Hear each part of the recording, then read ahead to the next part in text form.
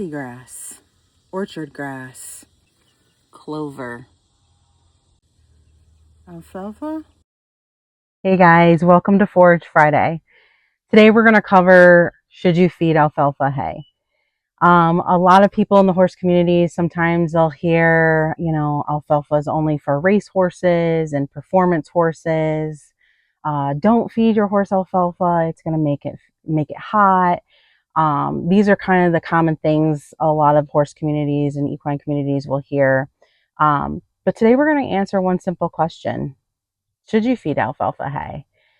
Uh, it's not a yes or no, but by the end of the video, we'll cover, a little bit and understand what alfalfa actually is, what makes it different from grass hay, which horses actually do benefit from it, and when maybe it might not be the best choice. So let's dive in and let's find out what is alfalfa.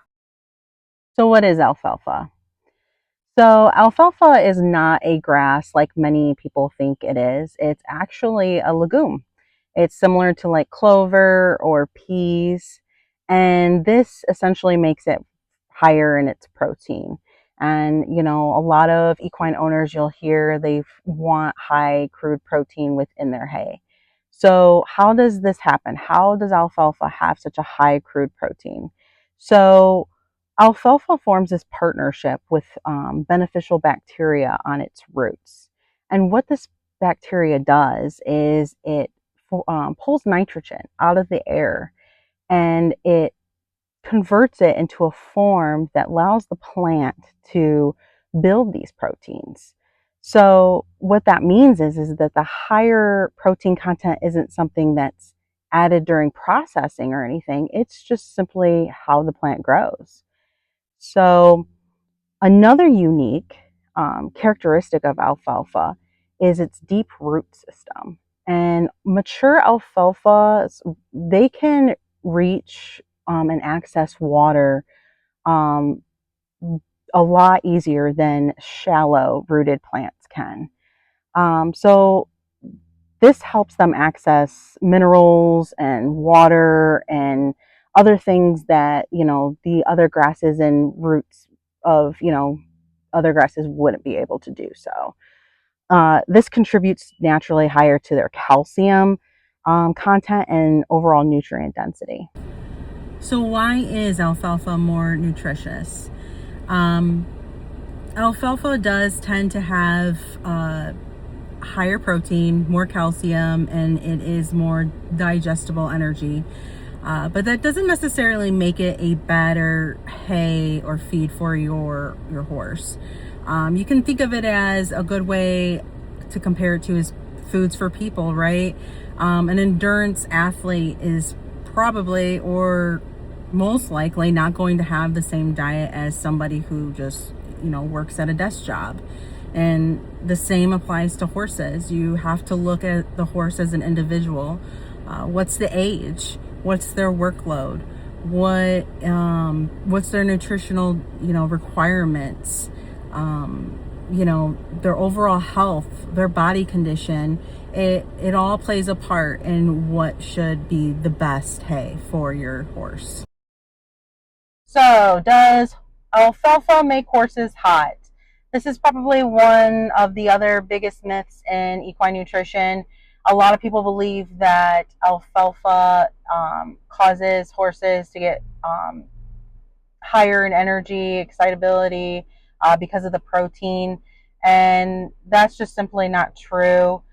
Protein usually does not cause more excitability. It's when when a horse is consuming more digestible energy than what they need, and the diet is probably high in starches and sugars, that's when you're going to see probably more of the excitability come through. Not simply just because they're eating alfalfa. I'm a lot of people believe this, but every horse is an individual, like I've always said, but the research just simply is not there to support that alfalfa itself causes a horse to go hot. So which horses benefit from alfalfa? So there are many horses that can do very well on alfalfa, but some of the horses that these include are growing foals and young horses. They need the extra protein and some of the amino acid requirements. You have performance horses that have that increased energy output and nutrient demands. You have your brood mares who in late pregnancy and lactating who need that extra. Um, you have horses that struggle to maintain just their body condition. And then some senior horses do very well on alfalfa because it's a highly digestible forage. So it doesn't mean that you need to have alfalfa. It just means that alfalfa can be an excellent nutritional tool when it matches the horse's needs. Sorry guys, my mic died. So when might it be better to feed a quality grass hay? A lot of horses are thriving on good quality grass hay. These horses might look like your easy keepers, ones that are already maintaining their weight and nutritional requirements, ones that generally have a lighter workload. And it's not always just choosing one or the other. A lot of people put together a combination of alfalfa and grass hay in order to create an exceptional forage program for their equines.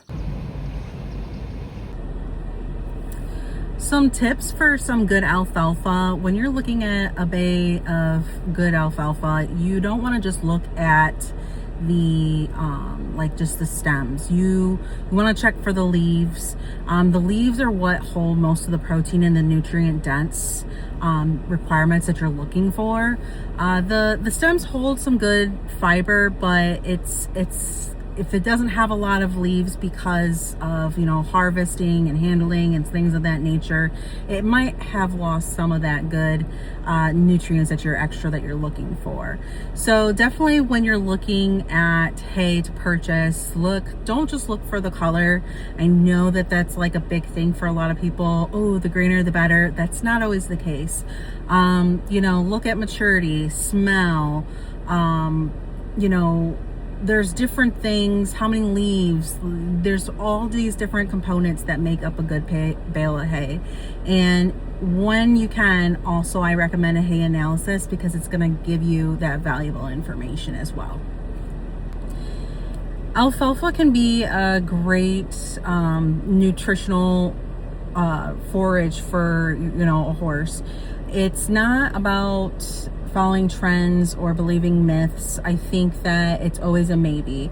If your horse is doing great on Timothy hay and orchard grass, getting all the nutrient requirements, and you're seeing great results with it, I wouldn't change it. But if not, then you can look at other aspects. It's not really about what it's about the individual of the horse, right?